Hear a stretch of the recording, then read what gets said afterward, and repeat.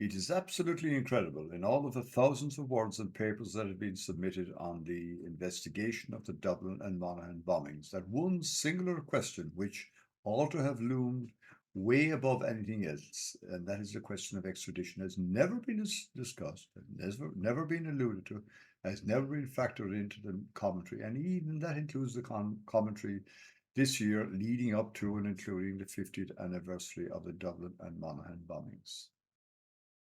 It is an incontrovertible fact that within a week to 2 weeks, the Garda Síochána, and particularly the guards in Monaghan, were in possession of 20 to 25 names. And by the way, at the same time, or maybe a little bit subsequent to that, the RUC had been compiling their own list, which tallied very directly with the list of suspects that Monaghan had. Now, I have no doubt that if Monaghan had those suspects that were also passed to the investigation unit in Dublin. Now, one clear fact of this is, and it is so obvious that it's unbelievable that it has never been mentioned, discussed, or investigated other than, well, it has never been discussed, full stop, because the perpetrators involved, the UVF, and together with their collaborators in the security forces, were all based in Northern Ireland. The cars that were used in the bombings were all stolen or acquired in Northern Ireland, 3 in Belfast and 1 in Portadown. So, without a single shadow of a doubt, that is where the follow up investigations, in terms of investigating suspects, looking for persons of interest, were all clearly linked to the Northern situation.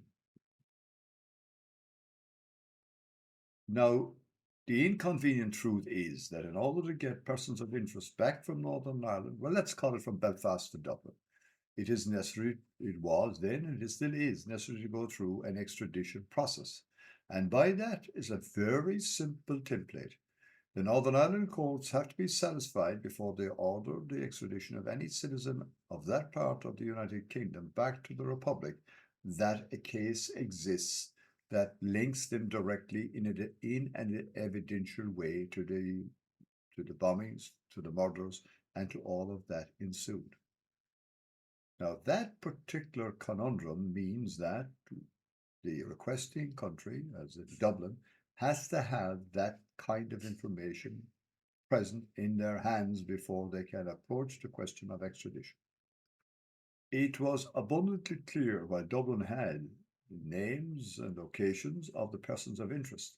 In evidential terms, terms that would satisfy the court proceedings, they didn't have that information, and that it was a huge drawback.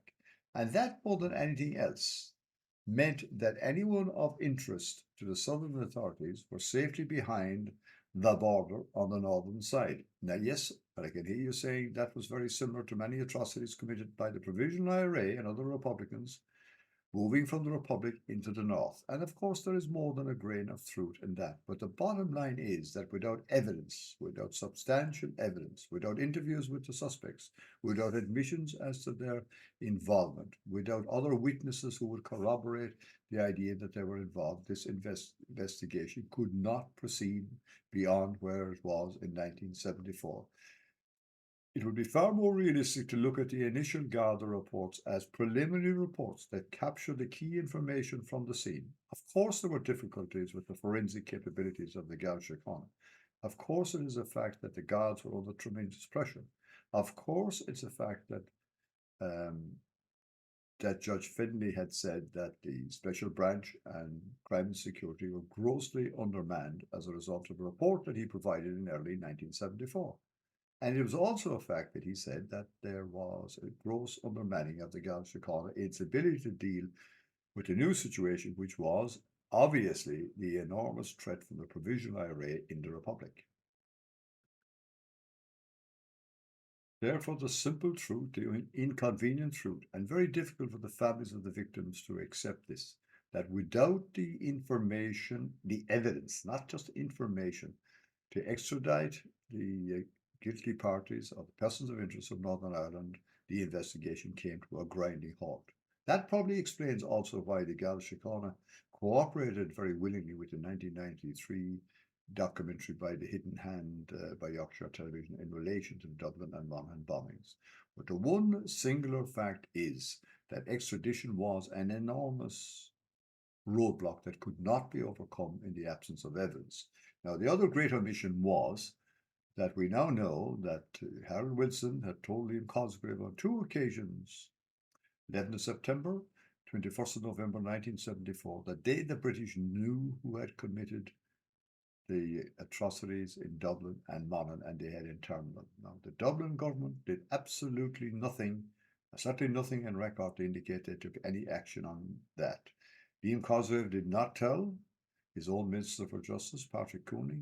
Liam Cosgrave did not tell the Garda Commissioner of the day or any other Garda. So that is the other single conundrum that arises from 1974. Of course, it's not what the families of the victims should or must hear, but unfortunately, it is the reality of what the situation was then, and no amount of gainsaying can change that.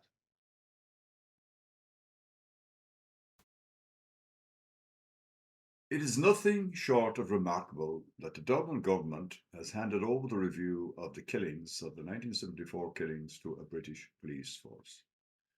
Now, lest anyone gets the idea that this particular person is anti-British, let me tell you very simply that some of my best cooperations as a serving Garda officer have been with British police forces and British agencies, and that's both bilaterally and on the European front. So nothing could be further from the truth. But the plain fact of the matter is no country would hand over the investigation or the review of the single biggest killings in the history of the Troubles in our case to another police force, albeit a friendly police force or not. It simply isn't done. Just simply reverse what it says on the caption, which would say something like this: London has handed over the review of the killings to an Irish police force. Just think about that for a minute. No sovereign police force would behave like that. But I think equally valid is to make the point. And again, it seems to have been lost on the way into the 50th anniversary of the killings. The very fact of Dublin has not itself initiated any review of the killings. By handing it over, it's almost like washing one's hands of it. Yes, there is an annual statement where they're calling the British to release all the information that they have. Now, elsewhere in other videos, I've said that I believe that we now have enough of information in the South to advance an inquiry based on the balance of probability. Now, the idea that the British are ever going to hand over their deepest secrets of 1974 simply is facile. That is never going to happen. But on the balance of probability, of course, it is possible now to arrive at a very reasoned finding. And that is a key part of the overall equation. But again, to underline the point, Dublin has not itself initiated any inquiries either in the present tense or in the past tense to review the killings and to take an independent view. Even they have spoken in the past about having an independent judicial figure to review all of the papers. But this has been a case of the long game that leads nowhere, because there is no answer to that particular question. So apart from the necessity to apologize to the families of the victims for the tardiness in which this matter has been pursued in Dublin, it is absolutely necessary that Dublin takes ownership of the current process and does not rely on a British police force to do it. And indeed, there may be officers in the British police who are absolutely intent on doing a highly ethical job. But at the end of the day, and it would be foolish to expect otherwise, they are bound by the restrictions of their own particular country in terms of the release of information. And that case has been made time and time again.